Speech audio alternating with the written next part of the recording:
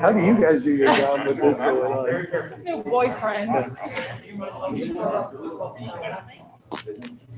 Test, test, test. I think they turned it off. No? Test, I can hear you. Test, test, test. One, I can hear two. the test. This is what we have, this is one of the ones that we're hunting in Georgia. Nice. Different kind of look. Yeah. Yeah, that's more or less what my. I can hear on my side. Thank you. Vaccine's coming. Yeah, absolutely, absolutely. They're hunting other stuff. This is a couple bucks that are on our 100 acres. All right, you comfy, Dean? So what'd you get? Let me find out from them. That's probably, yeah. Honestly, Yeah, he's I probably- honestly, I'm not sure. Am I going to the brokerage? I'm not sure. I could find out. Is that a point? I think we pay some through, from the ACH, so you can go directly to an account. So if it has an ACH number, it should be able to. I would think, but I don't want to quote.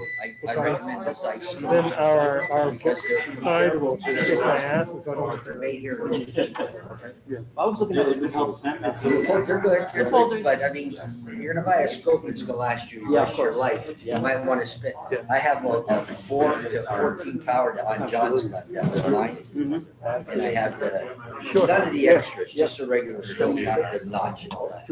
And I have a 3 to 9 on mine. My 3 to 9 is as good as any 12 power scope that you want. It's got the 55. They'll never get it. By the time I know, I have my speech at the end of my biggest accomplishment, they got my name. You say, you know. They've called me everything. Think about Nikon. Nikon will supply you. Yeah. Thank you, appreciate it. I got my phone over there charging. Bunch of stuff that is surprised. Yeah, Bobby, I always say about that. How are you, sir? I didn't get a chance to, but I saw that there were like certain rooms. Yes, yes. I'm glad they're all, Yeah. I'm glad they all. Are you kidding me? Anything we can do for her, everything she does for her. Oh, my goodness. for sure. So nice. When was this? Oh, in June. Okay. Nice. Okay. Very nice. Yeah. We just brought back our, yeah. Okay, this is Grace Fisher. She hasn't been out since she was sick. Hey, how's it going? Good. Nice. Good to see you too. We're on a night. Oh, it is. It's not far from you there in Carolina. It's up to you. Either way. I'm showing something. 100 acres. Sure, you can sign up. But he's big. He's not right. Besides the year. I know, but I blew here this past morning, Saturday morning. Yeah. I screwed up. I had a real nice one. I missed it. Missed them? Like, I shot too early. How you doing, Bob? Hi, Walt, how are you? Hanging in here, doing well. Let me see. What'd you catch? She left the county, she retired, and she went off on vacation for a year. And then, luckily enough, pre-COVID, and started working at the beaches at ACM. And the talk is, yes. What a cutie. I think that was very safe. She got more power. lady, yeah. It's interesting because, and you know, she's got a Wow. Well, you know,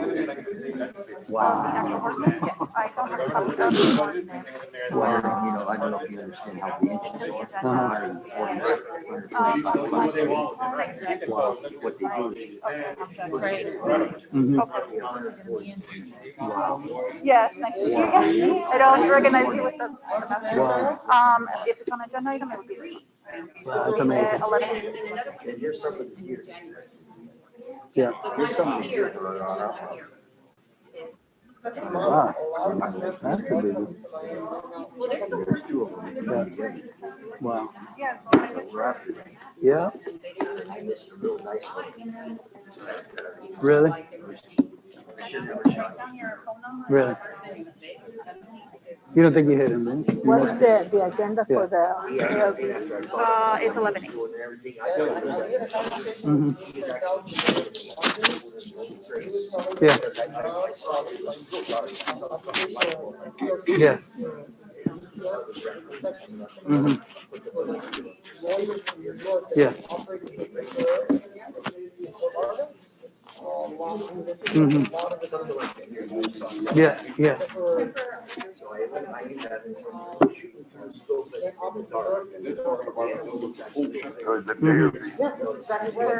For the ordinance. For the ordinance. Yeah. Yeah. Right. Checking for blood. Nothing. Yo. It's right, yours is right. Jose, how are you, buddy? I was just gonna say, I was hearing your conversation. Hi, how are you? Alex Allen. Bob Pleasure to Best. meet you in person. Yeah. Pleasure to meet you. Hey, Hang how around are with this you? guy often? Yeah, sometimes. Yeah. I was just overhearing what you're saying. 60% of the small businesses, as defined in New York City, are gone. 60, 6-0. Did you? How was your Thanksgiving with family? There was quite a few already in mind. No, no, come on. Actually, I read Really? in the Wall Street. Most You're of kidding these me. have already signed up. That's a terrible, terrible. Wow. Well, it certainly is, sir. Because No small businesses way. are the makeup. Wow. Yep, Sad. it'll come back. Son Nick with the Carolina, that family got it. Wow. Everybody got it. Wow.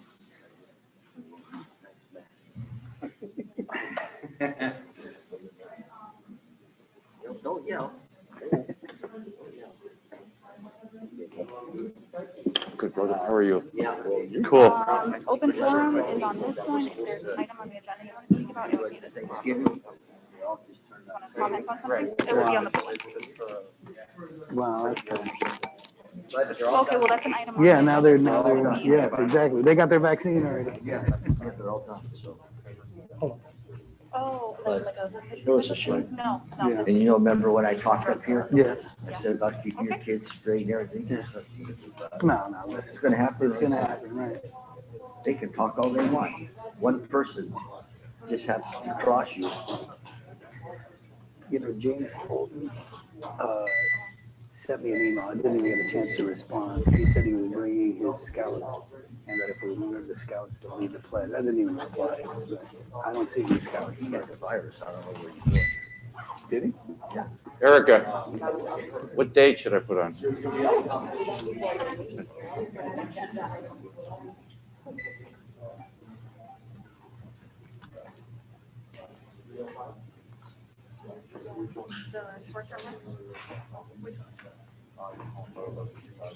The flooding? How was your thing?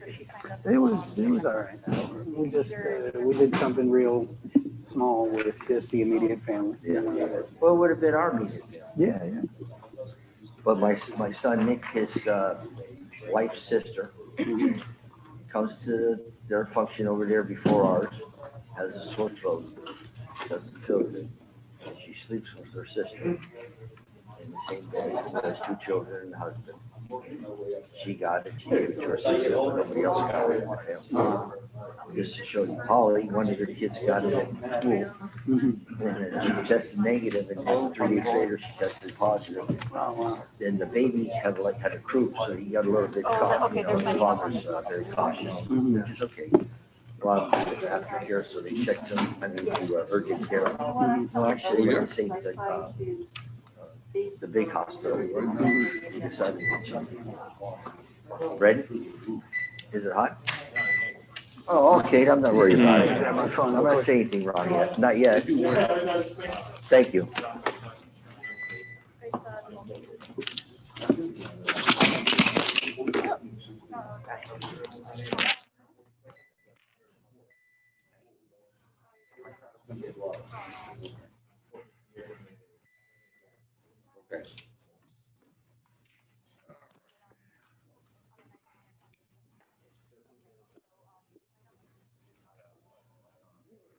Oh, no, like a, what is that? Oh, okay, they're signing. So she gets it, then a couple of other girls get it, so Monday she checks again. And she has it, then Tuesday, Wednesday, the baby and the father had it. And on Nick's side, that happened, and then John's wife, Katie, 10 people were out the other. But everybody's got through it. Yeah, you got it. Who had the worst symptoms? One, a little 11-year-old boy had one for 2 or 3 days. Okay. I don't know him, but he had a rough for 2 or 3 days, but then he got through it. Everybody else was. He had a rough. I don't know what you said. Thank you, yes.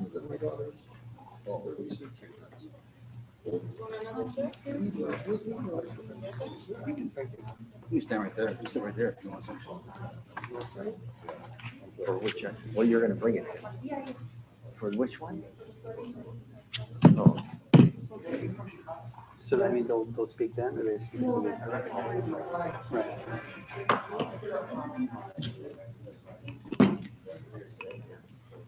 Mayor, what do you think?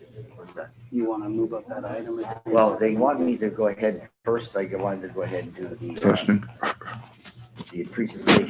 Right, right. And they want me to put Right. 11B and C up front. Right, to get them out. To get them out of the way.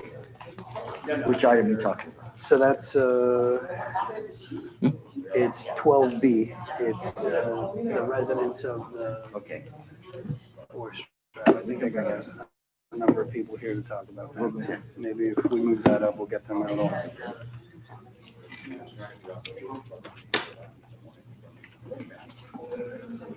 No, 11B. Right. Right. I think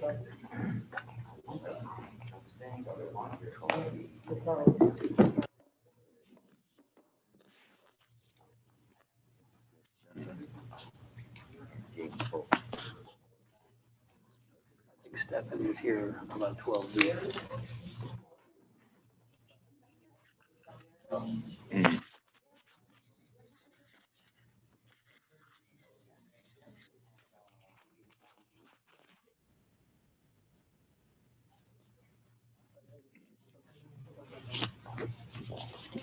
Okay, we're over here.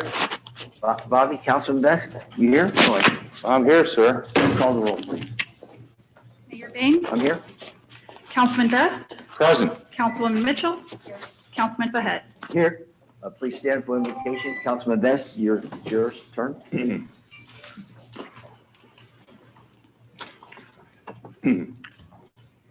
Saint Michael the Archangel, defend us in battle.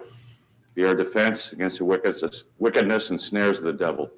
Hail, Holy Prince, through your intercession and the power of Almighty God, may you cast into hell Satan and all the evil spirits which prowl through the world seeking the ruin of souls. Amen. Is the Cub Scouts, was it, or Boy Scouts wanted to say started the pledge, or? They were gonna come, but then they all ended up doing Zoom. Okay, I'm here on a different subject. okay. I just was told they might, Start the pledge of allegiance, I will. no, I think, Yeah, why not? you could do it. You're the chair, why I not? could handle it too, but go ahead. Take hand over your heart, please. Take your hats off. Hats off, please. I Pledge Allegiance to the flag of the United States of America and to the republic for which it stands, one nation, under God, indivisible, with liberty and justice for all. All right. Thank you, Mr. Fulton. We've got the agenda, the order of business, 11D is going to be tabled. And when we get the report from the legislative properties presented by Jose Fuentes, we're going to go to 11B and 11C. So, Mr. Fuentes, you're on the floor. Or you have the floor. Good evening, Mr. Mayor, Vice Mayor, council members, and Mr. Manager. We're going to go through the legislative presentation. Jose Fuentes with Becker Polikoff. I'm going to let my colleague, Alex Alamo, do in part the legislative presentation. You should have a copy of a memo that was prepared with some details highlighting what would be in this upcoming legislative session. I will tell you that we are learning day by day the process for this legislative session. I was having some sidebar just a few minutes ago. And for example, we just learned that the House, and right now at this time, is pretty much going to be in lockdown. So for our presentations, we're going to be operating from the Tallahassee Convention Center and from our offices, which sit right across the street from the Capitol. So we're fortunate to have that easily available. And as session goes along, we're going to have to, pivot when necessary. So if there's an interest by members, by the mayor, council members, or manager to attend, it most likely will be done from a distance, not the Capitol location itself. So I'll let Alex pitch it. So Alex Alamo with Becker. Thank you, Jose. And again, thank you, Mr. Mayor, Mr. Vice Mayor, members of the council, Mr. Manager, staff, for allowing us the opportunity to speak today. So I just wanted to circle through with that memo some important dates to note. This year, committee weeks start January 11th. There's going to be 5 committee weeks. January 11th is the first one, January 25th, second one. Third week starts February 1st, fourth week, February 8th, and the fifth week, February 15th. Traditionally, there are 6, but this year they're going with 5. Then the regular session convenes March 2nd. The Tuesday, as we've all learned with 2020, we'll see what the world looks like then. The last day of session, Friday, April 30th. And the most important deadline, which is in your memo that I want you guys to remember, is Tuesday, February 2nd. That's the deadline for us to file appropriations. And thanks to your staff and Mr. Manager, we've already received the appropriations requests, and they've been submitted to both Speaker Pro Tempore Avila and State Senator Diaz. About those projects, there's 4 projects that we have submitted for this session. The first being the Miami Springs Adult Community Center supplemental meals. In brief, funding is being requested to extend the program's Monday through Friday home delivered hot lunch program for the frail housebound elderly clients to include 7-day-a-week breakfast deliveries as well as weekend lunch deliveries. It's also to provide physical and mental health support activities such as yoga, aerobics, dance classes, and finally to provide acts-based recreational activities that promote socialization and target the isolation and depression prevalent in the senior population. The second project we are presenting to the legislature is the East Drive Stormwater and Road Improvement Project. Funding is being requested to address the safety and flooding issues on East Drive between South Royal Poinciana Boulevard and Northwest 36th Street. The design involves adding a traffic circle at the intersection of Oakwood Drive and East Drive, which includes a green area to absorb rainwater to reduce flooding in the area. Additionally, stormwater drains and sidewalks will be added on East Drive by Stafford Park, as well as a new pump station on Oakwood Drive and milling and pavement on East Drive from South Royal Poinciana Boulevard to Northwest 36th Street. Thirdly, the City of Miami Springs Erosion Control and Stabilization Project, and that is to complete phase 2 and 3 of the erosion control and stabilization of the collapsing Esplanade Canal banks. Finally, the Miami Springs South Royal Poinciana median, and funding for that is requested to address the safety and flooding issues on South Royal Poinciana Boulevard. A traffic study recently conducted by R.J. Baer concluded that vehicles traveling on these lanes drove an average of 10 miles an hour over the speed limit, posing a hazard to pedestrians and bicyclists. The redesign not only reduces the numbers of lanes on South Royal Poinciana Boulevard from 4 to 1 in each direction, it also adds a green median to absorb rainwater to reduce flooding in the area. Additionally, these alterations provide an added benefit by allowing bicyclists to ride safely. We feel good about these projects. Both House and Senate leadership have expressed their support for projects that mitigate flooding. Climate change is top of the list, especially flooding. So we are very excited to work on your behalf to deliver these projects. No, I just wanted to add very quickly, I saw there was an item in the latter part of the agenda which was included by Councilman Fahed, which includes east side flooding. And I think that, I don't know if this answers or helps respond to your questions that you have later in the agenda, but there is a project that is on the agenda as part of the package for Miami Springs for this year. That's on East Drive though? The location, yes. Where I put my phone? Any questions? Mayor, I wanted to thank you for those appropriations, and I just wanted to comment to make sure that the residents are aware that both the East Drive flooding project to alleviate the flooding or mitigate the flooding there, and the South Royal Poinciana addition of a median from East Drive all the way to Lejeune have been on the appropriations.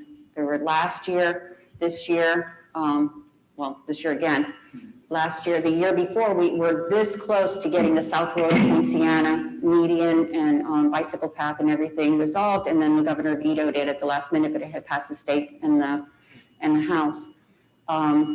We're hoping, very hopeful. These are projects that have been, that side of Miami Springs needs major improvements, and I just want the residents to know that for several years now, we have been putting them to the state for appropriations, and hopefully we'll get it through this time. So if I could, Councilwoman, and you're correct. And last year was really obvious. Well, this year has been an incredible year. We're all wearing masks and it's not Halloween. We almost had that item pass.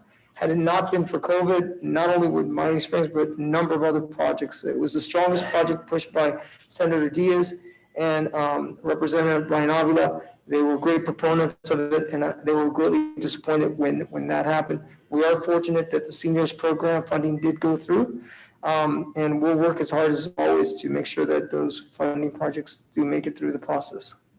Through the chair, if I might. Jose, Arch, welcome to the team, by the way. Thank you. Is there any sense in any of us going up there relative to the dates you just gave us earlier? Or is this not, to promote the issues, obviously? Councilman, like I said, I think we're gonna have to pivot when we need to pivot. This is gonna be a process as we get closer to legislative session. We'll know if things have changed, gotten better. I can tell you that right now for committee weeks, it looks really complicated for us and how we're gonna function. We're trying to figure it out. Normally we would fly up there, we're thinking about driving. So, it's all day to day. The answer to the question is maybe. So you get back to us then. Yeah, I will, but I would love to have you up there because, one visit from friends from Miami Springs to your state legislature who are up there for 60 days is always something that's welcoming. Thank you, sir. Anything else? Thank you. Thank you both for working on our behalf. Thank you for having us. I know it's a lot of work to follow up on this. So we're going to go to resolution 11B. This is a resolution. Thank you, Mayor. Thank you. This is a resolution of the Mayor and City Council of the City of Miami Springs, Florida, establishing the city's 2021 legislative priorities and providing for an effective date. This is basically the four projects that our lobbyist just mentioned. So we'd like to have recommend council approval. Through the chair, motion to move. Okay, I need, if anybody has anything to say, any public comment, I open it now for this 11B. Anybody want to say anything about it? Any comments? Okay, I closed the public hearing. Entertain a motion. I'll second it. Call the vote, please. Councilman Best? Aye. Councilwoman Mitchell? Yes. Councilman Behet? Yes. Mayor Bain? Yes, we go to 11C, resolution. This is a resolution of the Mayor and City Council of the City of Miami Springs, Florida, approving for a sixth amendment to the settlement agreement with Meridian Management LLC, providing for authorization, providing for an effective date. As you know, this is the billboard company that has been with us along this road for annexation. In last year's agreement, they agreed to reimburse the city for any legal fees that we incurred due to annexation. And they reimbursed us almost $37,000 this past year for legal fees. The only change in this agreement is they wanted to make it a 2-year instead of coming back every year. Okay. Excuse me, William, haven't we not done the open forum and approval council? I put it, I'm doing the. Oh, okay, I'm sorry. Through the chair, William. So this item. If we pass this item tonight, this is a fait accompli. It's done. It's done. In other words, there's no more activity forward with it. They've given us what they've given us, and this will let them go forward and right. Okay, I'll entertain the motion. Motion to move, sir. Second. Call the vote. Councilman Best, Aye. Councilwoman Mitchell, Yes. Councilman Behet, Yes. Mayor Baines. Yes, okay. Thank you very much, and Jose and company, have a good evening. Thank you. We go to open forum, and we have Ms. Steffen first to sign up.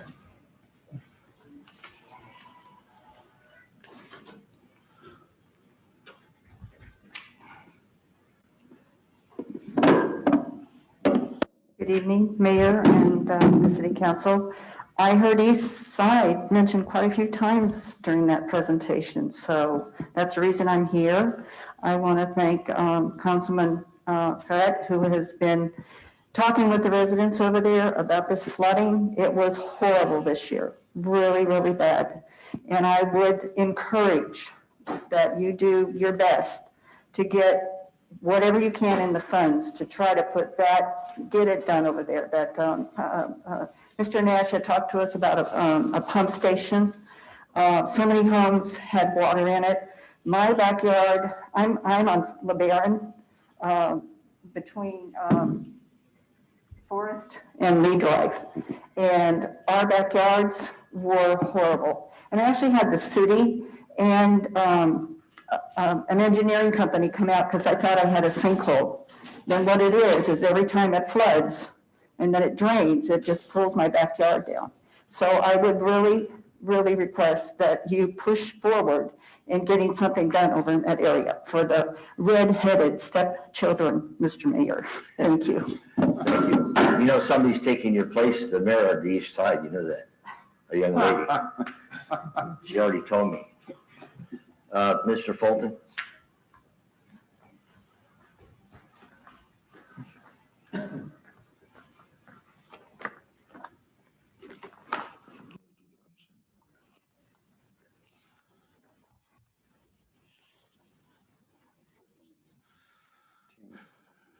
Curtis. Thank you.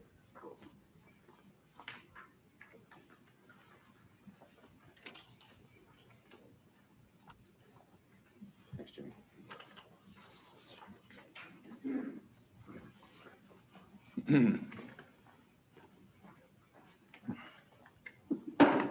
Good evening, Mayor, Vice Mayor, Council. I'm James Fulton, 1410 LeBaron Drive, right on the corner of LeBaron and Forest. The pictures I just gave you were from from May 26th, when we had that 2-hour rain for 6 inches of water. And right after it stopped raining is when I went out with my tape measure and took some pictures. The one picture on top is 23 inches of water from the top of the drain to the mark on the tape measure. Right on that corner, there's 5 drains. This is one of the drains where the water was 23 inches deep. That depth of water put 4 inches in my house. So the second picture shows the water line right at the front door at 4 inches, and that carried in through the rest of the house.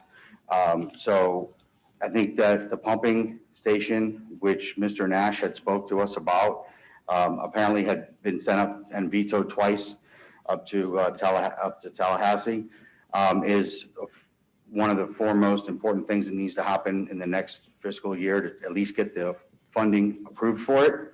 And I want to thank Councilman Fayette for getting us on the agenda tonight. It was after many conversations with him that we were pushing forward, and I really appreciate his help at that.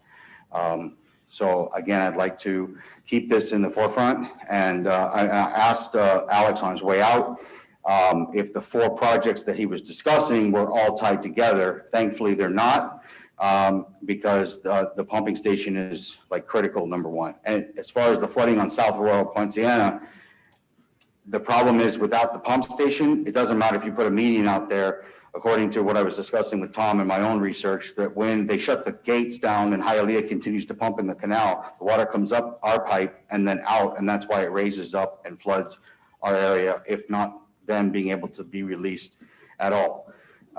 So I think that's all I have to say, y'all. Thank you very much. Thank you.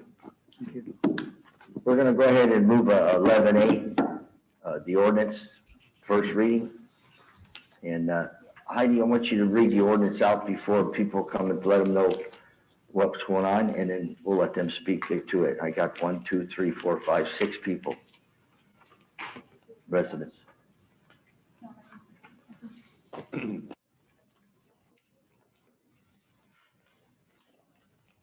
So this is an ordinance of the City of Miami Springs, Florida, amending Chapter 150 zoning code of the city's code of ordinances by adding Section 150-145 vacation rentals within new Article 14 additional regulations to provide regulations for such uses, providing for conflicts, providing for severability, providing for codification, and providing for an effective date. This is an ordinance on first reading, so we're not having a public hearing. Right, but there's people to speak. So. This ordinance is intended to resolve issues that have troubled many residents in the city for quite some time as members of the council. So what the ordinance seeks to do is prohibit the rental of vacation rentals unless they're registered with the city. This ordinance does not prohibit vacation rentals. It just requires registration. It's applicable to properties that are being rented more than 3 times in a year for 30 days or 1 month. As part of the registration requirements, the owners of these properties will need to provide either themselves or a responsible party as the person who will be responsible to answer to any complaints or concerns 24 hours a day, 7 days a week. So this probably most often comes up when it comes with noise complaints. So the person who is responsible will need to be able to answer that call at 2 o'clock in the morning when neighbors are complaining about loud music and things like that. So this is in addition to, this is a tool that we have in our toolbox that is in addition to our regular city ordinances like the noise ordinance. However, this ordinance also prohibits, as it's an issue particular to vacation rentals, it prohibits outdoor amplified music at these types of properties. So the idea being to curb back on those types of noise issues, which seems to be the most prevalent with these types of renters. In addition, the owners and responsible parties will be required to inform their renters of certain city ordinances.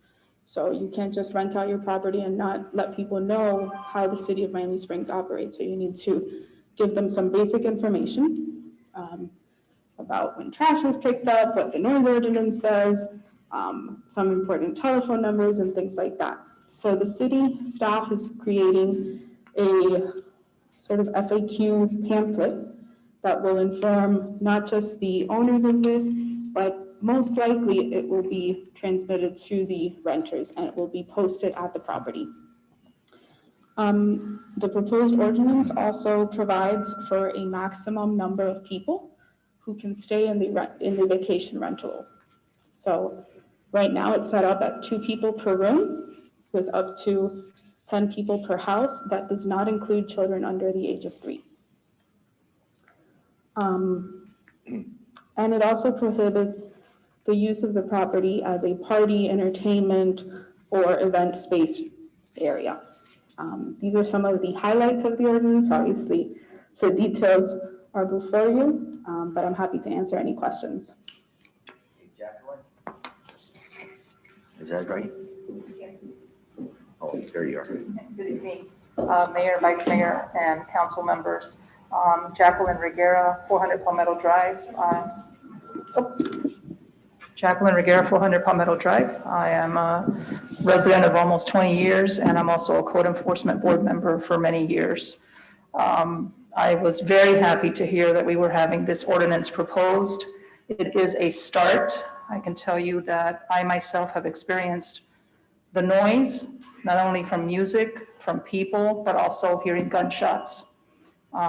It's getting very dangerous. I'm very concerned. My neighbors are concerned. And obviously we have residents here that are expressing their concerns. And I'm just here to tell you that I'm very happy to see that it's a start. So we appreciate your efforts. Thank you. Corey, how you say this? Norris Aguilar. Mayor, while the next speaker comes up, if I might add, this ordinance is also similar to that adopted by our sister cities in places like Pinecrest, Cutler Bay, Miami-Dade County. All of these cities have ordinances similar to ours that implement these types of regulations in order to cut back on some of the concerns that the residents are rightfully concerned about. Good evening. My name is Noris Aguila, and I live at 210 South Drive. I've been a resident of Miami Springs. I live in my property for over 30 years. And what I have seen this past year, I've never seen in my life. I've gone outside my house and I've seen policemen stairs and everything. And this really has absolutely nothing to do with the Airbnb. This has to do with the hotels, with all the homeless, the hotels on East Drive where they have prostitution, where they have everything. The hotel on South River Drive that is in Lejeune, that is all that you can see that is all for prostitution. The crimes that they're coming to right to your front yard and they're stealing your bicycle, they steal any little thing. I mean, it's just different people, and this has absolutely nothing to do with Airbnb. I think Airbnb is good that you want to control it a little bit, but that is a good thing to have for the Miami Springs residents to be able to have the Airbnb homes and everything under control. But the main thing that I'm very concerned is that I think that you have to focus a little bit more on the hotels and the big corporations, and that they have the businesses right on 36th where they bring all the prostitution and everything right into our home, and nobody's saying anything about it. Instead, they're going to the little people that have the little residential, and then they're going to that, and that's not fair. That is not right. We residents deserve to have the safety, because I've never been afraid to go outside my home at night, and now I am. When I come to my house, I'm afraid, because there has been a lot of crime right on South Drive, and Morningside, and Palmetto Drive. In the backyard, these older people, they found a guy there doing drugs, right, and Royal Ponciana and South Drive, four guys with guns. When I came outside, the policeman was outside, and he says, go inside, there's 4 people loose. I mean, we've never seen anything in Miami Springs, and this has absolutely nothing to do with Airbnb. So I think that if you guys start focusing on the hotels and what you're allowing more hotels, and the little hotels that are really creepy, those cheapy hotels, they bring the crappiest people here, and they're bringing all the delinquents, and we pay high taxes to be able to be afraid in our own town. We have the most beautiful town in Miami Springs, and just like we lived a beautiful life, our grandkids and everyone should have the same opportunity to be living in the most beautiful city of Miami Springs. And at the same time, I want to thank you for the beautiful senior center that you have done for us. And we are very, very grateful for everything that you do. But I think that for the safety of our children and everything, you should focus on the hotels and all the big corporations that are the ones that are getting the big money, and not at the people that are trying with the Airbnb homes. Thank you very much, and we appreciate it. Thank you. Raul. Albert.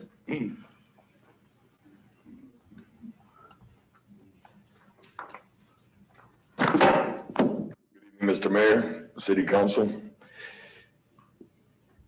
This is, the more I read and the more I hear about this ordinance, it comes down almost to, we're almost given a placebo about what's happening. I understand that we missed the deadline with the state to register and to do all the things that we need to do. But it's getting beyond the music, the parties, the smoking of dope in the backyard. You know what? At the end of the day, that's not that bad of an issue if you look at it. The issue that most of the residents are having is that this year alone, Chief Guzman's officers have had to go in there and confiscate 2 weapons, okay? The chief and his staff and the police officers who serve our city and us citizens have a hard enough time dealing with the day-to-day stuff. We're putting these people's lives in danger by allowing these parties. And if you look at the vehicles that are going there every single weekend, and I'm not talking about any other property, the only one that I've noticed and I'm here talking about is 211 Deer Run. It's every weekend there's a party there. And it's a paid party. I understand that the police have even been called because the girls aren't even getting paid sometimes. This is Miami Springs. I mean, I got home on Saturday night from dinner with my wife, And there's guys sitting outside on chairs with wife beaters with beers in their hands at midnight. 3 police cars outside. You know, we're used to seeing police cars with a fire rescue in the back because somebody got hurt or somebody had a heart attack or there's some citizen that needs our help. That's what the police department's for, not to be sitting there trying to figure out how many girls are getting paid to do whatever they need to do, or these guys selling whatever they need to do, or confiscating a gun. These officers are gonna walk in there one day and something bad is gonna happen. One of us is gonna walk in there and something bad is gonna happen. We have to figure out a way to stop this. And I understand this, and I'm not saying that, you know what I said about the placebo, yes, this is a little bit of a Band-Aid.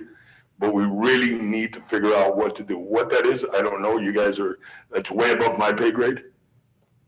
But we are putting our trust in you guys to get something done. And get something done quickly, please.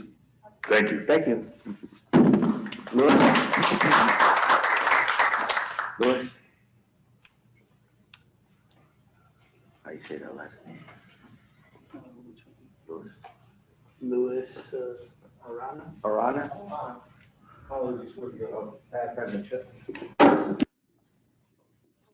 Good evening, Mr. Mayor, Council, City Council. Thank you for taking the opportunity to listen to another resident speak. In fact, this gentleman here took the words essentially out of my mouth. And essentially, 211 Deer Run has been the problem child in my area, and I live in Curtis Parkway.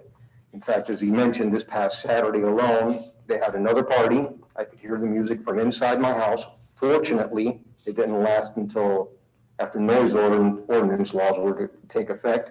But I was around for the last parties that they had, where there was small arms fire, where there was drugs, where there was crowds coming in and out. And unfortunately, people with unsavory countenance hanging out in these places with music going on at all hours and cursing going on in a family neighborhood. I didn't move to Miami Springs after doing 20 years of contracting work for the DOD and other places that I won't mention to have to deal with this kind of element within our neighborhood. Having to walk the median and then wondering if there's going to be a pistol shot come around and take me out at that point. This is not what I moved in here for. I'm not against anyone using their homes in order to make some extra money, such as Airbnb provides you, so long as it's legal, equitable, and it meets with the statutes of the city, as well as what we pay for in terms of quality of life here. But this has got to end. This has got to be controlled in some fashion. I like what I'm hearing so far. I hope it goes into the second reading into a final ordinance for the city to actually live with. But as you mentioned, something really has to be done. And I thank you for allowing me the opportunity to speak. Thank you for coming. Thank you. Vivian Ray.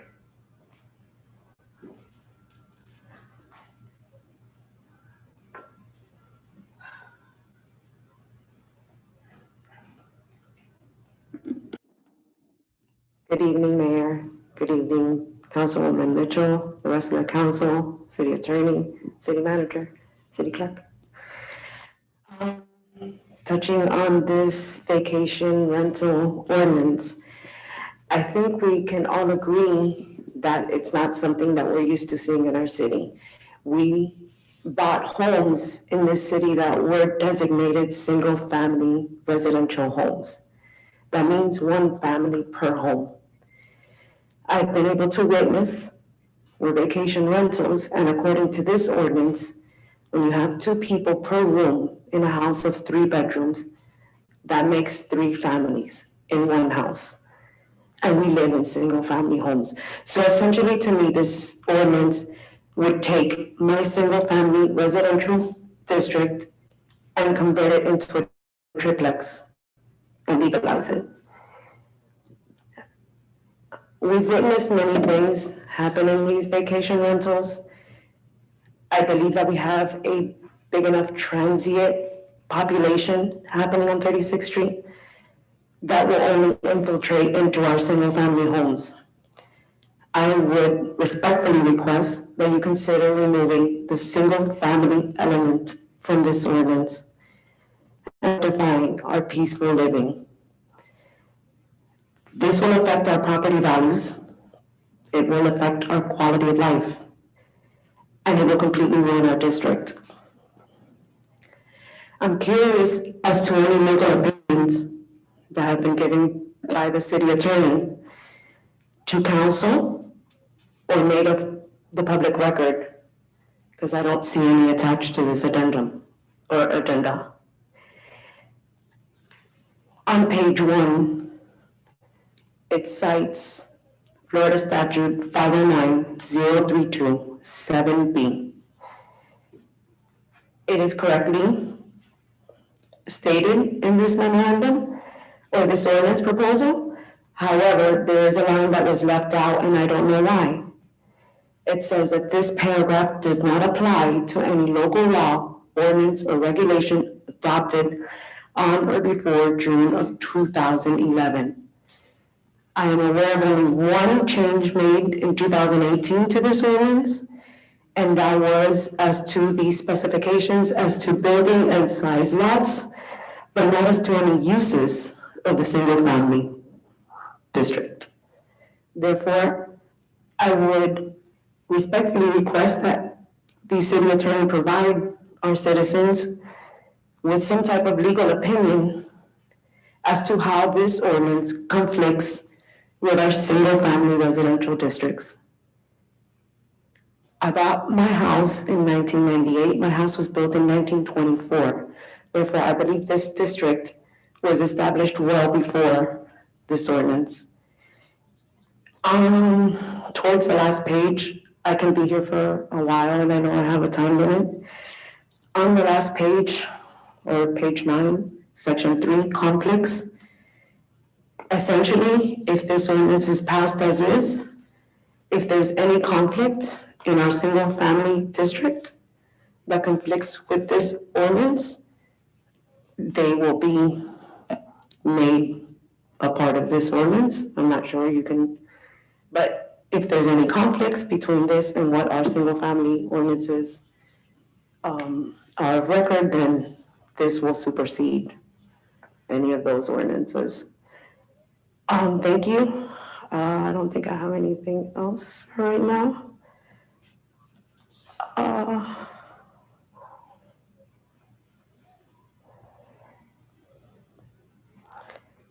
This ordinance can potentially change our R1 single family district, and I would hope that you can reconsider. Thank you. Thank you.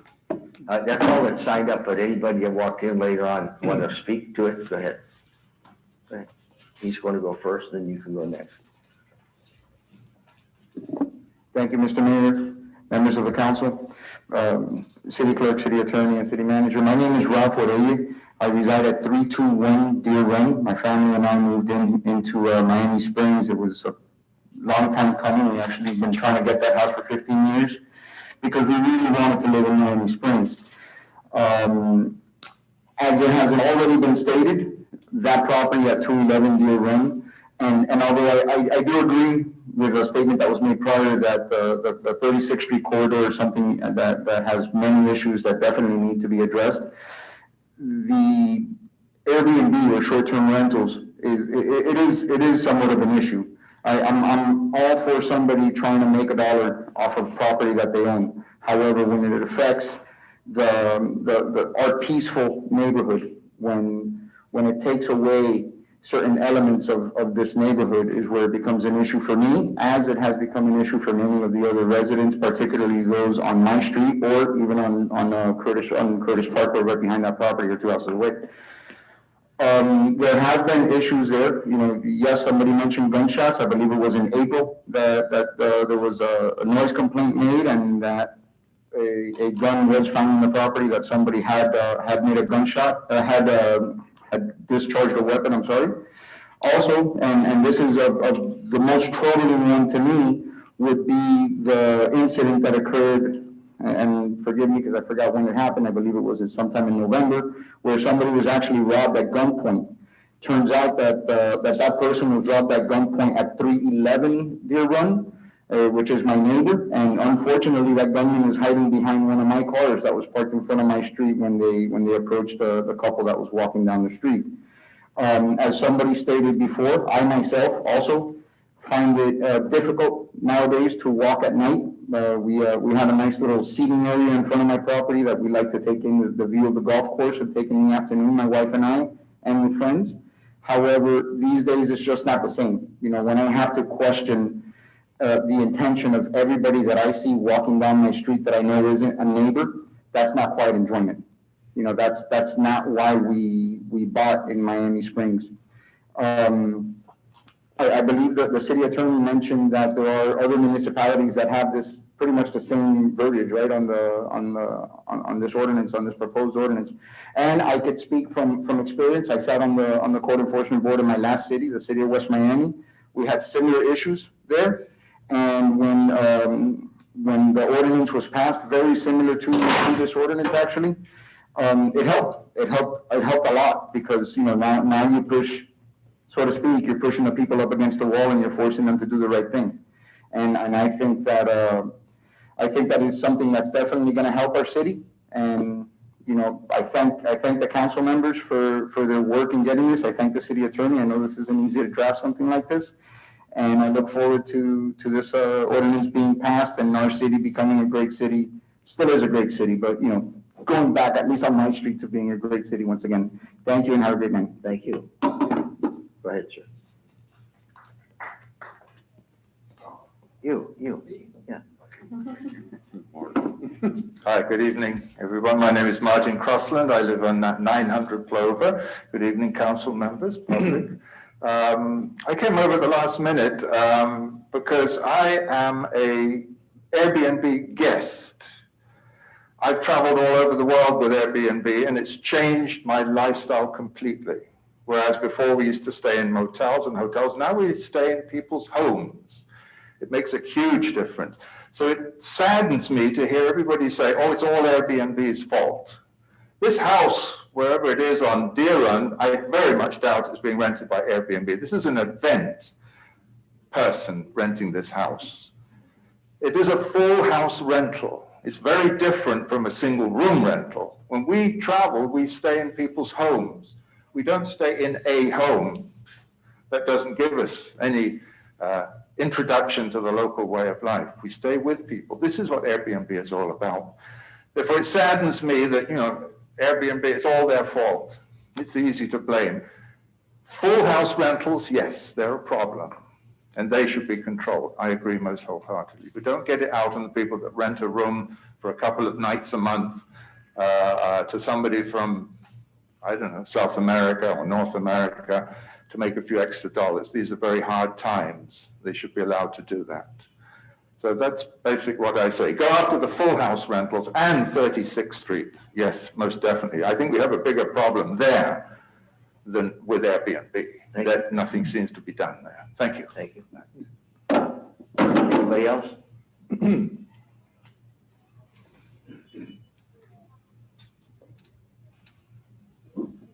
Hello, my name is Fernando. I live on 443 Deer Run. This question is more for the city attorney. I was thinking if you write in a covenant to all future sales in Miami Springs residential properties where they cannot be rented for less than 6 months at a time, once that covenant is put into the deed, nothing else, that's it. That really will solve the problem eventually. And that's a legal procedure. Covenants are put into properties all the time. Okay, we'll discuss that, but thank you. Anybody else? Okay. Is there Wait. Mr. Corey on Zoom, I believe? Yes, I am. Can you hear me? Yes. Yes. Well, thank you. Mayor Bain, council members, thank you for the opportunity to address you once again. As I previously testified on the September 28th City Council meeting, I felt that short-term rentals are really businesses popping up in the middle of our neighborhoods that are disrupting our way of life. I can tell you that I've seen weddings, birthdays, and loud parties until very early in the morning are far too far too many times. These events are taxing our resources and jeopardizing the safety of our community. Today, you have heard testimony that echoes those sentiments. I believe that the drafted ordinance regulating the short-term rentals goes a long way to ensure we maintain the character of our city and keep our neighborhood safe. I urge you to please support it. Thank you. Thank you. Anybody else on the Zoom? Anybody else? Nobody else. Okay.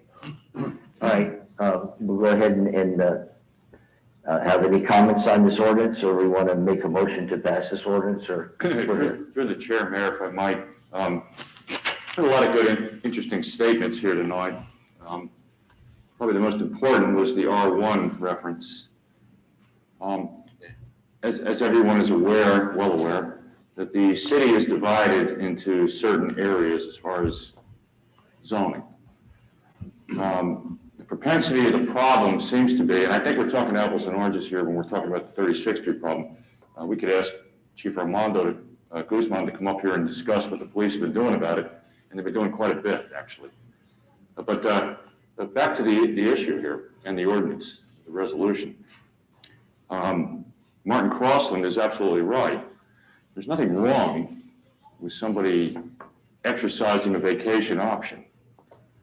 And I would say that most people that do exercise that option probably have the money to do it, and they're probably not going to be involved in the activities that I've heard about from several of you this evening.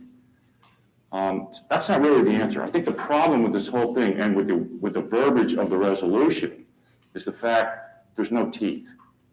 There's no teeth. There's no way to enforce this. And if we sit up here and just pass a resolution and there's no teeth or there's no way to enforce it, what have we done? What have we done? So I would invite the attorney and our law people, our legal people, to go back and build some teeth into this ordinance, bring it back to us, and we'll go from there. But right now, I really, quite frankly, ladies and gentlemen, don't see any teeth in this ordinance. Yes.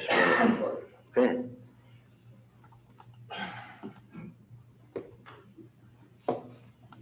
Sorry for taking the time and thank you for letting me speak.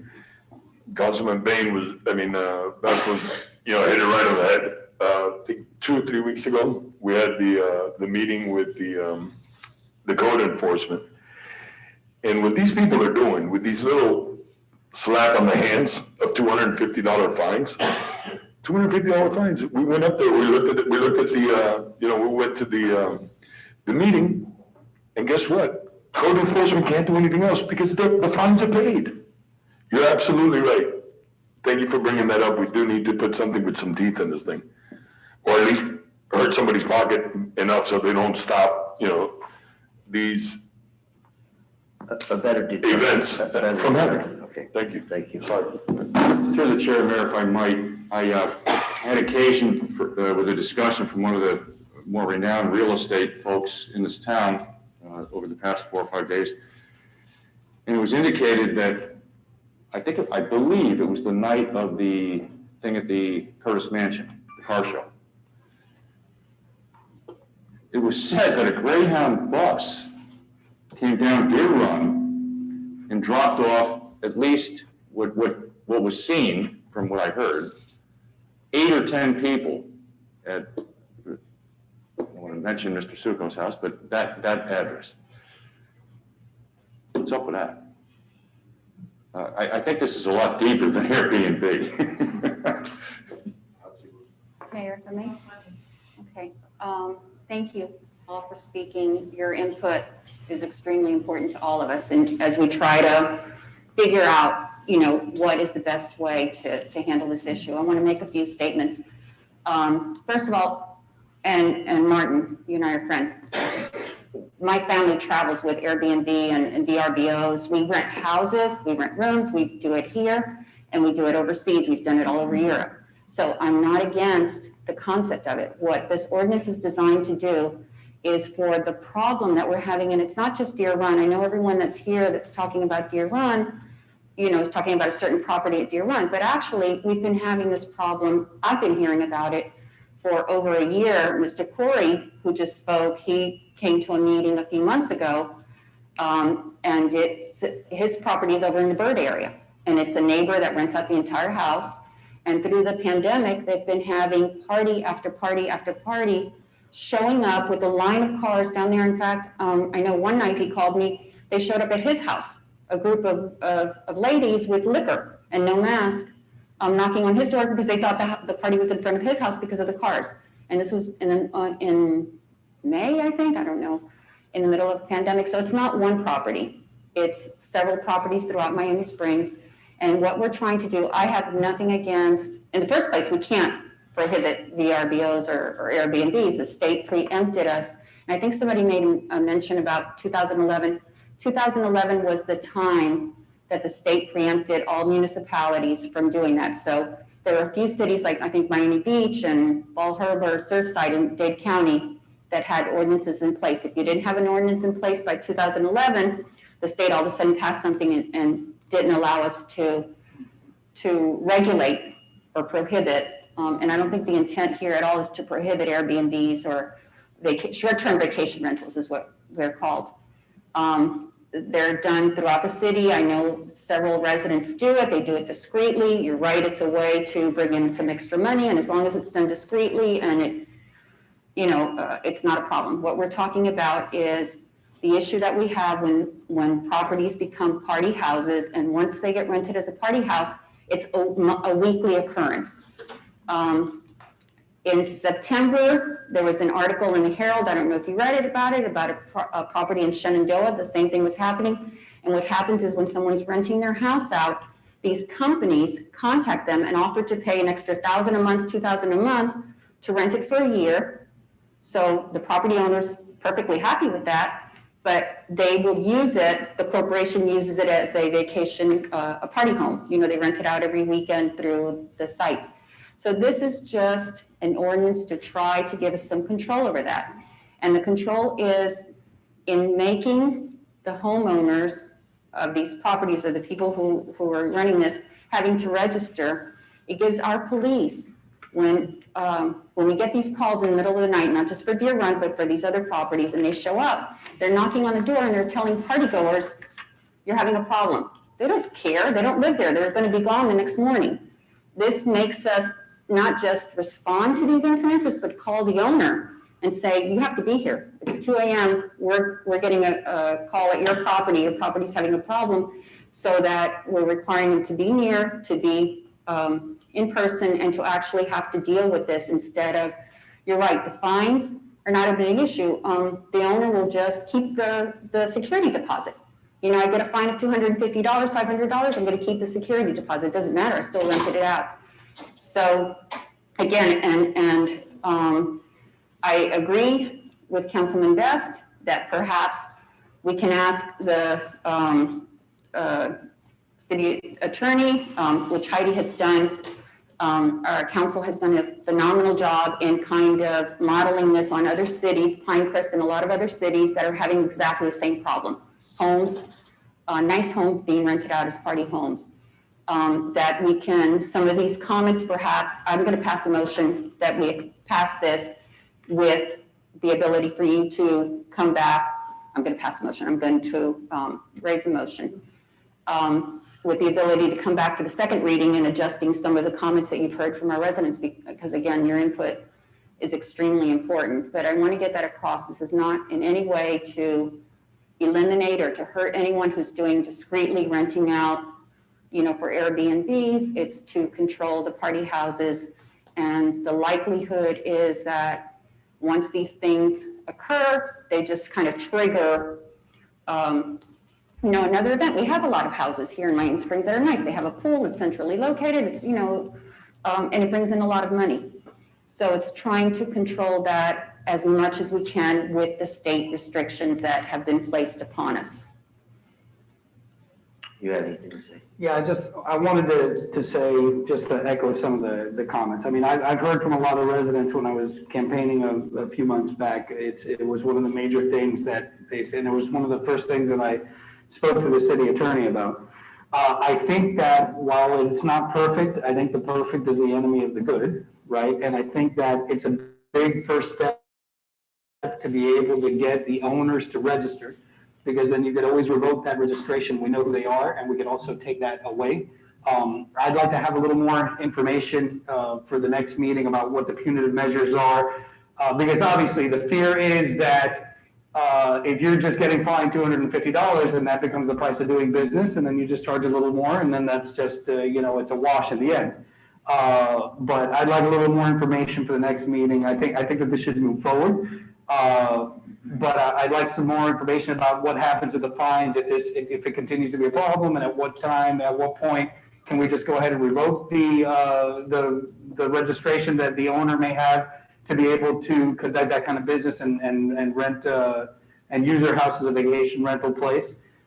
Because it seems to me that's a huge step forward from where we're at now, which is basically we're being reactive and not proactive. And this kind of gives us somebody to hold accountable. And if they don't comply, eventually they could lose the ability to do that. And then, I think that if we were a little more clear for the residents about what it could ultimately mean if somebody just decides to be non-compliant, I think that it sounds like it's going to be something that's really going to help to curtail some of the things that are happening. I just want to ask, as far as to answer the question for the gentleman that came up about the covenant, is that possible to do? Is that legally possible, or is it something that you have to research to find out more about, or when you sell a house and so on? Those are usually covenants that are done by the owner of the property, not by the city. Okay. In the But context the that he's point is, discussing. they can't be required from the city to do that. Yes, it can be required. Wait, come on. You do this all the time. I'm giving you the opportunity to get the question answered. She's an attorney. Let her speak, and then we'll go ahead and find out later anything else that you might want to say through the city manager to the attorney, okay? Go ahead. Thank you, Mayor. We're happy to look into it. If the gentleman is aware of any specific ordinance, I'm happy to look at it. But those are usually things, we do covenants for other types of issues, but not something like this. This is more a private Yes, situation, it the owner is and the buyer. correct. Okay. Aside from But if that, there's anything that can be given to the manager, to the city attorney that could help her determine that, we'll accept it from you, okay? Okay, and wait, I'm sorry, Nick. All right, from what I see. Mayor, if I may. No, I'm going to speak right now. I just want to say. No, I'm going to speak right now. I didn't interrupt one person. Now I have the floor. What I see here is there's a situation with this ordinance, it's got to go forward. We got to tweak it for the second reading. But is there any way we can go ahead somehow in the ordinance specify what kind of a penalty we'll have for a party situation versus a B&B? I think what I'm hearing from people here is that it's not necessarily the people that are, it seems like the event situation is the problem.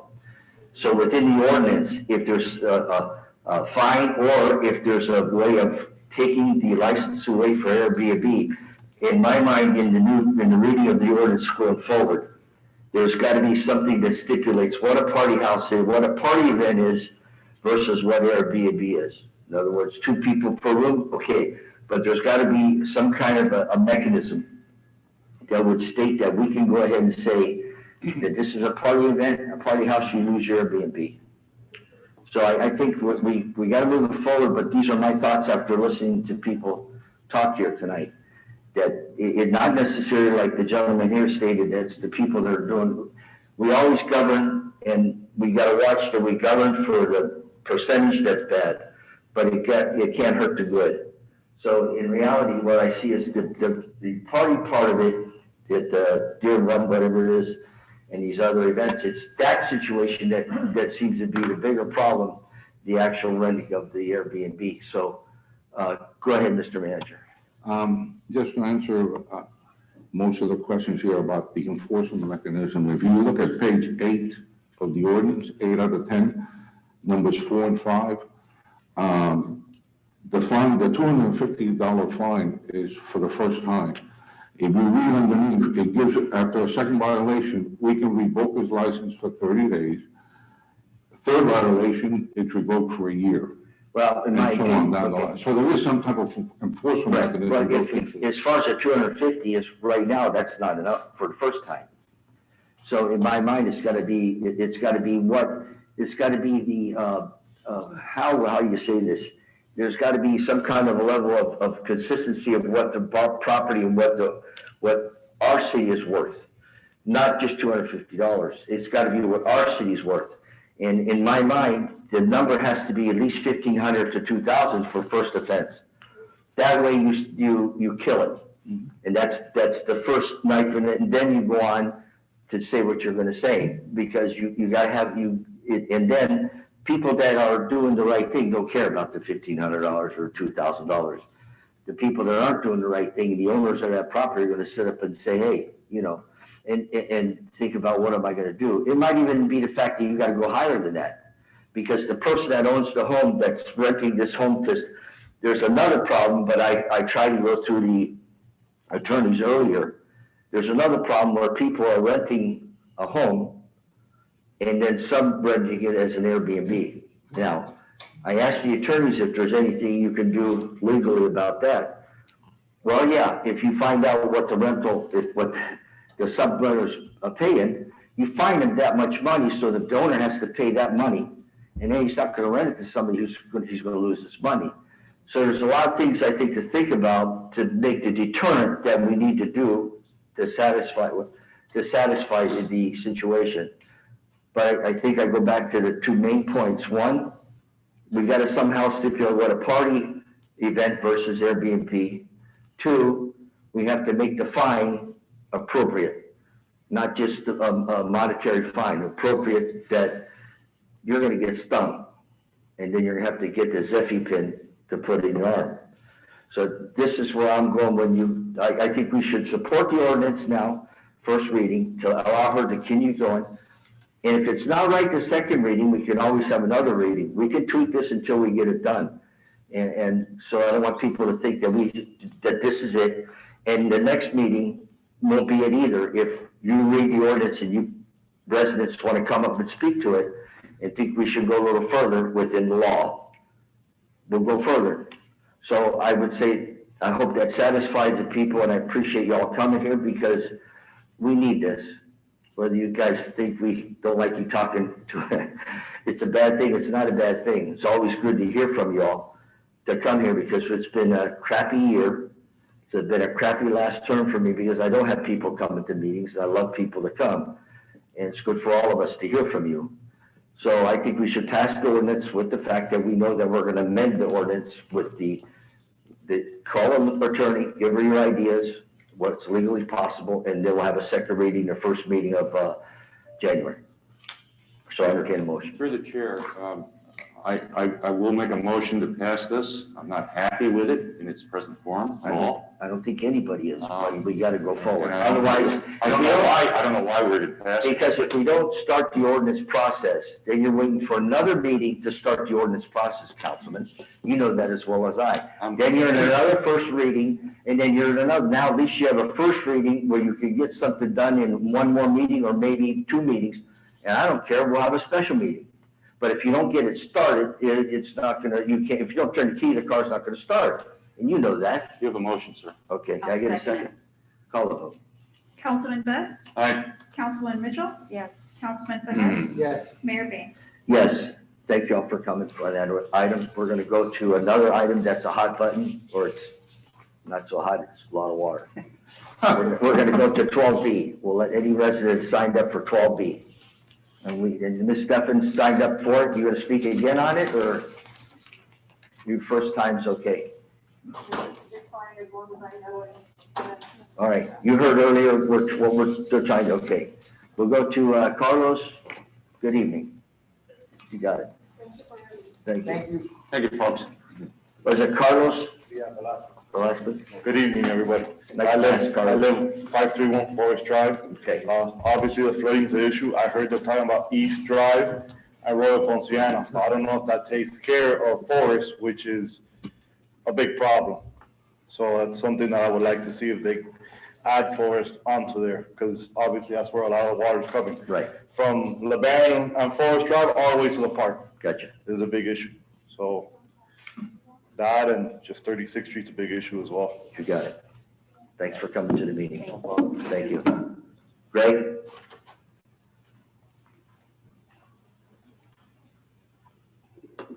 Mr. Mayor, council members. Hey, I know you. Do you? Even with the mask on. Yeah. Now I know who you are. Well, Go ahead. with the mask is much better. Yeah, I didn't want to say that, but Okay. thank you. We need help.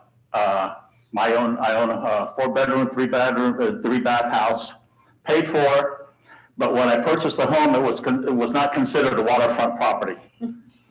It wasn't considered rear property water. Well, we had in the back alleyway, this last time that we had this big rainfall, our Public Works Department couldn't even bring their garbage trucks through to pick up the trash. If you look down the alleyway, it looked like the Everglades. I was waiting for alligators to come out. The trucks could not come through. They told me we have to wait a few days to pick up your garbage cans, which were completely floating. If you look down the alleyway, there must have been 20 garbage pails completely flipped over, and I had to go out with my boots, retrieve I couldn't even see where mine was. I had to travel down about 50 yards to pick up my garbage can. This has gotten to a point where years ago when this first happened, when I worked for the city, I got a permit to elevate my garage to turn it into a living room. I had to go up 12 inches because the water came in 12 inches high. And thank God the city helped me out because I was an employee then. They brought pumps and helped pump water out of my house because of the situation. It's only gotten worse. And like I said, please help us. This has gotten to a point to where it's dangerous. People come flying through there. They don't care. The homes that are right on Forest and Oakwood, the homes that are in that entire corner, I know everybody else, all my neighbors have the same problem.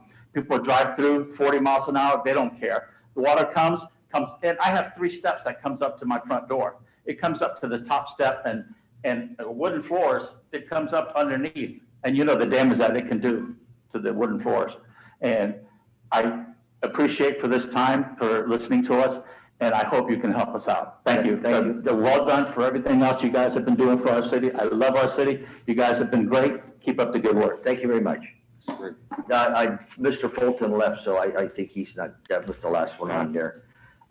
This was a report that you wanted to give out. Is there any other comments? I mean, we heard what our lobbyists, what we're trying to do. Yeah, I just wanted to. Somebody wanted to speak? Oh. Sure. Go ahead. You'll be good. Yeah. I remember you too, so. Martin Crossan again, 900 Plover. Interesting about flooding. We've been living in Miami Springs for around 30 years. And I don't know which year it was, but there was one year where there were very bad floods and we couldn't even get to our house with a car. We had to leave the car at the rec center and walk with water up over our knees to get to our house. The city installed storm drains on Plover. And since that moment, bam, nothing. Now, this last rainstorm, yes, Plover Avenue flooded, but within 12 hours it was all gone. So those storm drains work, and I don't know if they can be put into Forest at all, but just to give you the good news that something can be done. Thank you. Thank you. All right, it was your item. Somebody else, you want to speak again? Go ahead.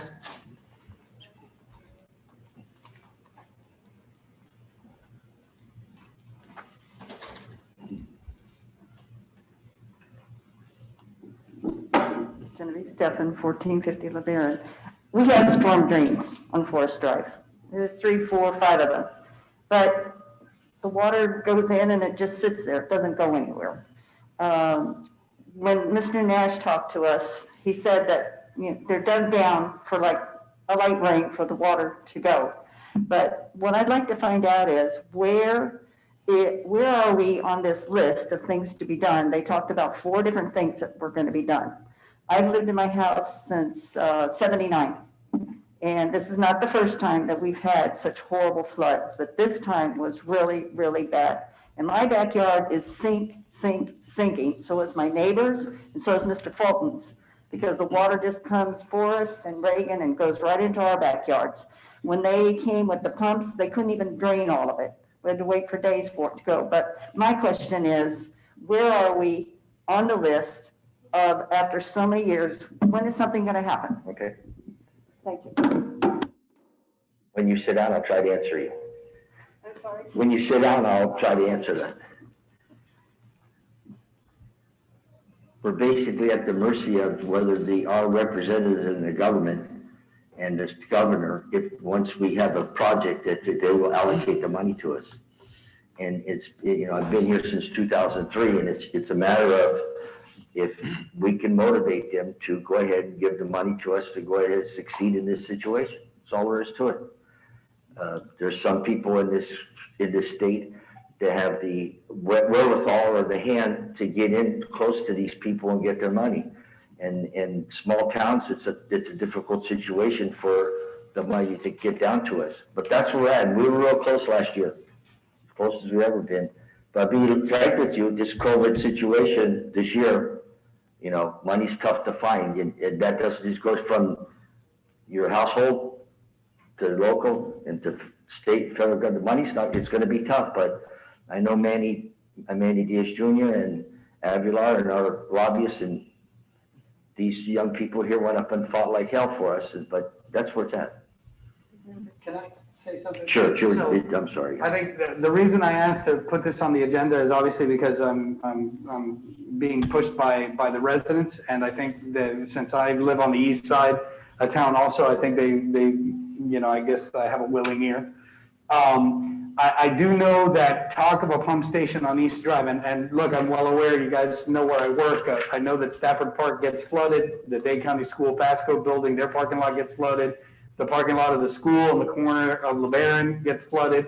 Pump station on East Drive, I don't know if that is, I know somebody who knows more about this than I do, but intuitively, it doesn't seem to me that that's the big issue is between Forest Drive on the west and Reagan Drive. So it's Forest, Lee, and Reagan between Oakwood and LeBaron.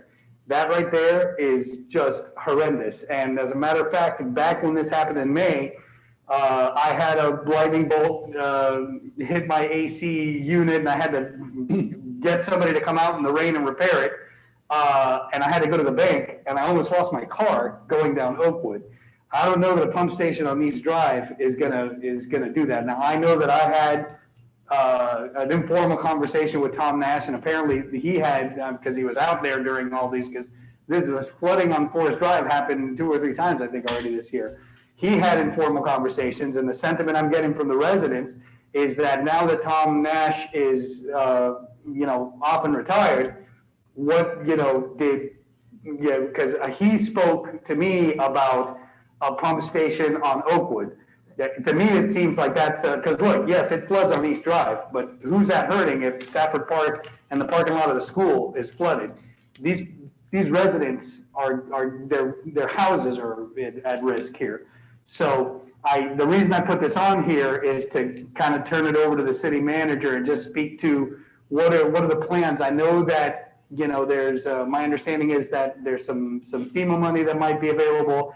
And there's always a plan that we have for stormwater mitigation. But what I think the residents want to know is, are they being prioritized when it comes to stormwater mitigation? Because I don't know of any other residents that are having the kind of persistent problems every time we have heavy rains than those people in that little square there between Oakwood and LeBaron and Forest and Reagan. So I'll kick it over to the city manager, but I think what they want to know is, and what I'd like to be able to find out for them is, what is the plan? Obviously, it seems like, according to Tom Nash, he said it was going to be expensive. I think he was saying that Virginia Gardens had a pump station that cost, upwards of $1 million. But if that's the case, is their number one priority these residents? Because I frankly would rather have them get a pump station on Oakwood before putting it on East Drive. But that's just me, and maybe I'm biased, but I'm open to any suggestions. Councilman Fahad, the legislative priority that we listed here does call for the pump the pump has always been planned for Oakwood. That's where it's needed. Okay, It's fantastic. not going on East Drive. East Okay. Drive would just be sidewalks, storm drains and all that, but the Right. actual pump would be on Oakwood. Because it was determined that that's not only gonna relieve Forest, but it can also help Stafford. Sure. Because all that water flows down. Sure. Now, what you have to remember is that we can put, for example, someone was talking about storm drains on Plover. Forest Drive has 9 storm drains. You could put 20 storm drains, but if the water doesn't have anywhere to go, it's still gonna back up. So our problem is trying to get that water out of here as fast as possible, and those pump stations on Oakwood will really help that. And that's our plan. As I said in my memo, we're looking for state funding to help us out. If we don't get all of it, there's another way that we could do it through our stormwater fund, which I put in my memo for you. So we'll know sometime within in 2021, we can either, if we get some of the state money, that we can use some of the stormwater funds to help cover that cost. But they have always, East Drive, that area of Forest, I mean, I've been out there, it's really bad. And we need to do something. It's a low-lying area of our city. That's part of the problem. But, if those gates are closed, no matter how many pumps you put out there, the water's not gonna go anywhere. So we need help also from South Florida Water Management. They gotta manage their spots better. But this is a priority for us, believe me. All right, I'm gonna And I just ask wanted for a 5-minute recess. Okay. I gotta do something. Okay. 5 minutes.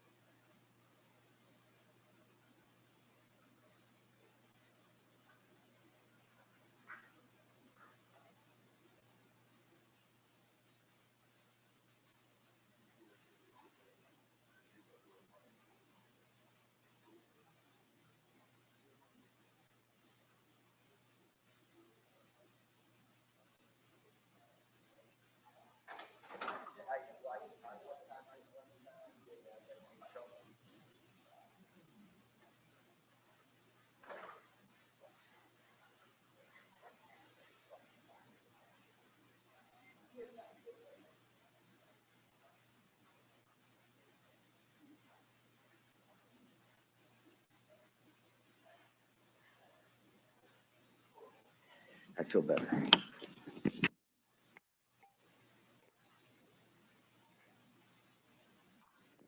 Am I okay up there? Yeah. Okay, This meeting is in order. Sure. Just wanted to mention two things. Ms. Stefan, you were asking where you are in the priority for the legislative priority. East Drive is number 2. The senior meals are number 1. We have a senior center. We have to provide the meals for the community, and you're number 2. You were number 2. East Drive project that you're asking about was number 2. We could taste it last year.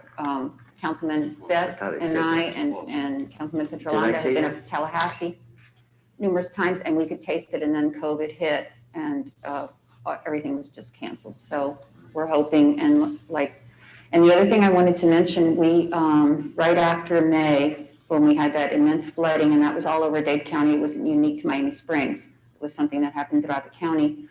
I know we had a conference call, William and I, and South Florida Water Management District Director, because we wanted answers. And with Tom Nash, what in the world happened in May with that kind of flooding? And he explained, and we discussed it here at this meeting afterwards, a summary of our conversation, that they got caught off guard. South Florida Water Management, who is responsible for managing the water flooding as Dade County as a whole, because water doesn't know boundaries. It doesn't know that now we're in Doral, or now we're on the other airport and all this. It's just running to wherever it can run. And they really got caught off guard of not expecting that rain event to sit over the city for as long as it did and drench the city.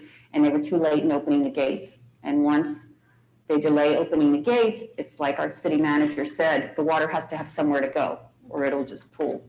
So hopefully we've been assured that that's not going to happen again, that they will start much sooner. And I believe we asked for, William, you can, in that conversation, for a reevaluation of how the flooding is here and how they open the gates. Mm-hmm. Do you remember what that was exactly? I can't remember off the top of my head what we asked him to reevaluate, that they were going to look at that. I don't remember the specifics of it, but with the gate opening and how it affects the flooding here in our area. So, through the chair, I don't know if everyone's aware of this, but this is really a Miami Springs problem because it's stormwater. It's not water and sewer. Water and sewer is a different animal. If it was water and sewer, the county would have dealt with it already. So it's on us. Am I wrong about that? Yeah. So it's much more compelling, if you will, for us to get something done about it. But we're the ones that have to fight our way out of this thing and get it right. The topography of that part of town, by the way, is very low. And I guess those of you that live over there are aware of that. And, it's just like,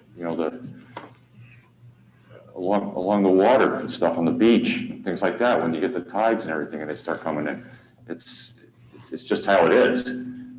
So to be able to, what we're having to do is throw stuff at it to try and fix it. Man-made stuff, it's not going to fix itself, that's for sure. And Councilman Mitchell's absolutely right. We were this close last year to getting this thing over the top. This close. Okay. That's it, sir. All right, we got the 6A, November 9th, 2020 regular council meeting. I need a motion to approve. Motion to move, sir. Second. And we go on to consent agenda 9A, funding and budgeted Is that a voice votes? Huh? We didn't do a roll call or a voice. About the vote, about the meeting? All those in favor of the meeting, the minutes, say aye. Aye. All those opposed? Okay, we go to ordinance, do any of you want to pull any of these consent agenda items off to talk about before we go? No? No, sir. No, okay. You can, Through the chair, motion to move items 9A through 9G. Okay. Do we want to at least give you the title of the items for the community? Recommendation from IT in the amount of $11,892 to approve Tyler Technologies for executive payroll services.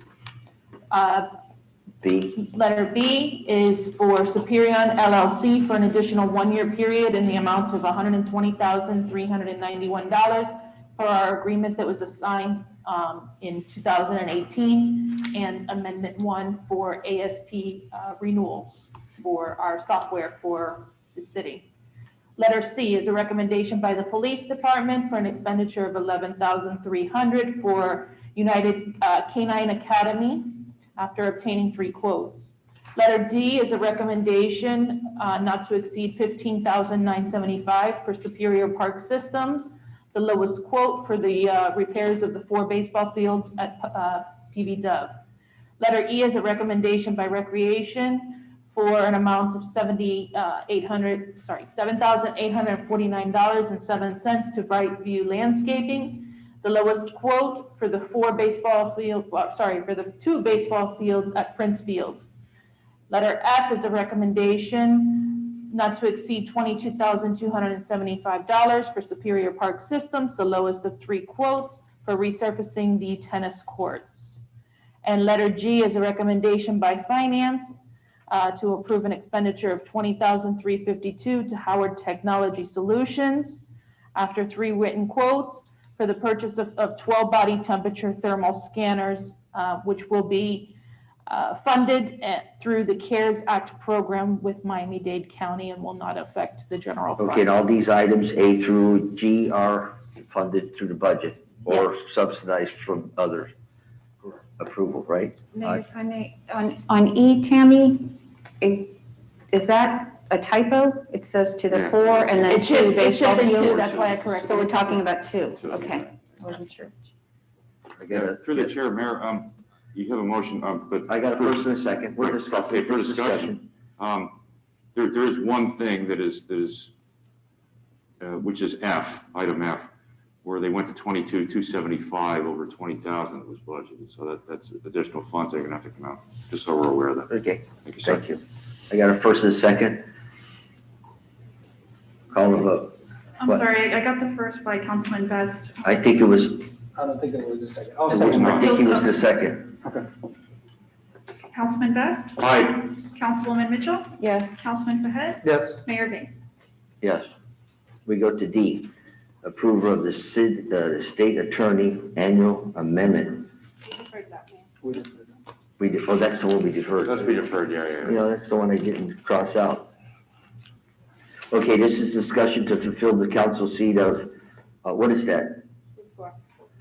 What's that 1B mean? Group 4. Group 4. Oh, group 4, oh, that's Roman numeral. Yes, it is. Mayor, you're having fun. I knew that. I knew that. I knew that.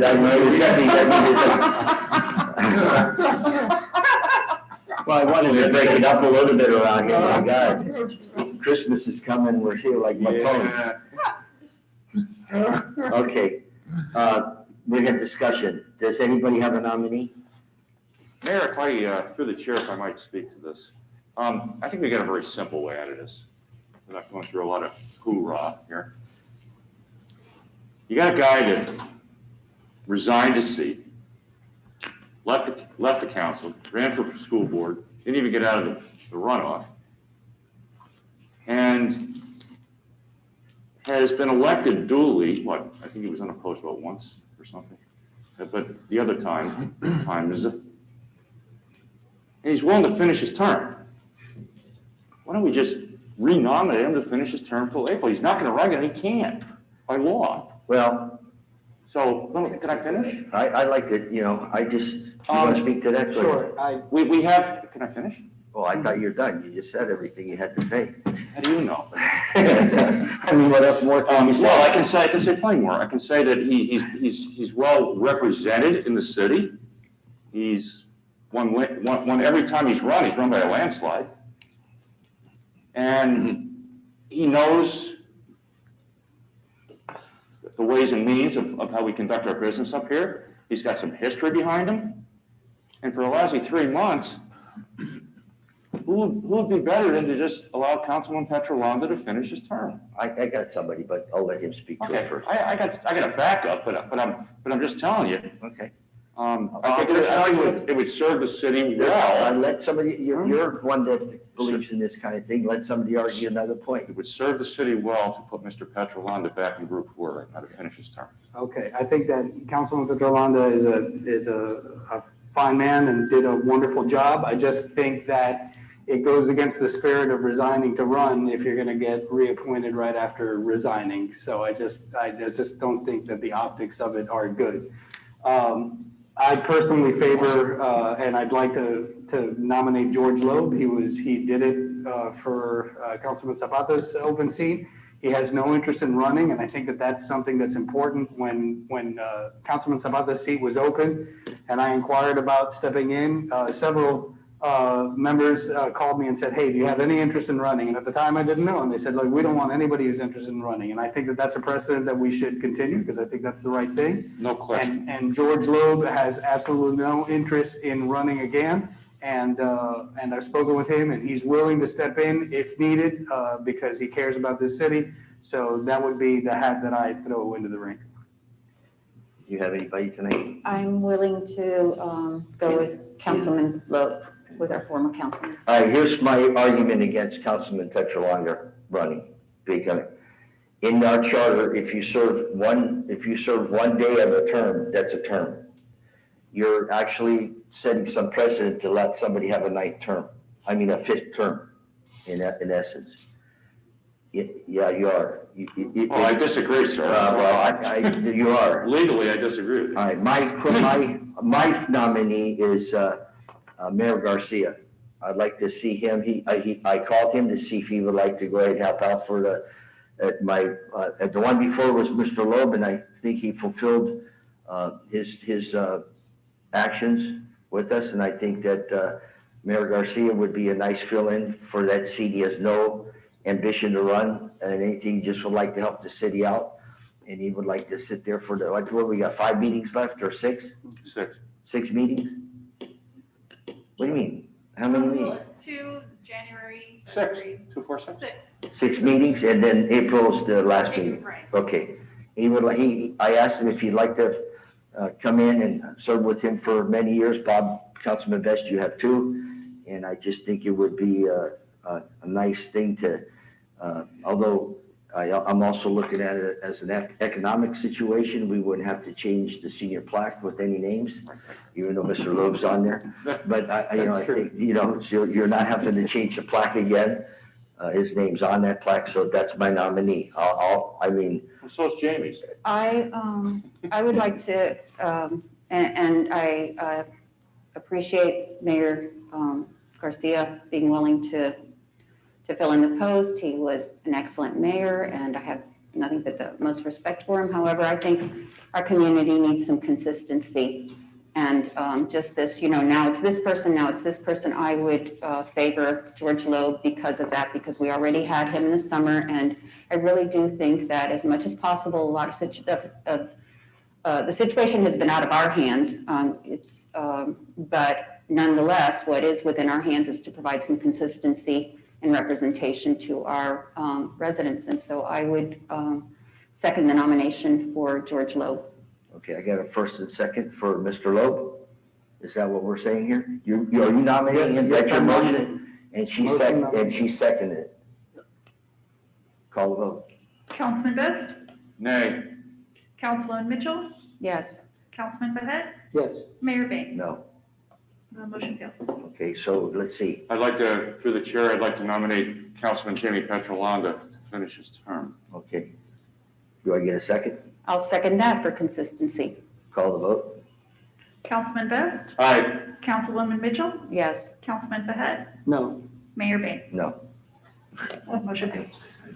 I'd like to make a motion through the chair that we nominate Xavier Garcia to fill the post for the remainder till April. I'll second that. Call the vote. Councilman Best? Aye.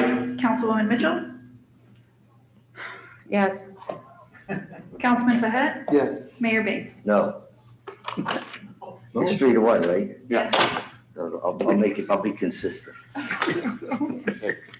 All right, so Mr. Garcia will be here you're swear them in, you'll be at I the next will, meeting. I will get in touch with them and we'll Okay. make arrangements. Okay, now we go on to 12C, discussion of, I don't know what this is, Toro. 12C? Ms. Beth.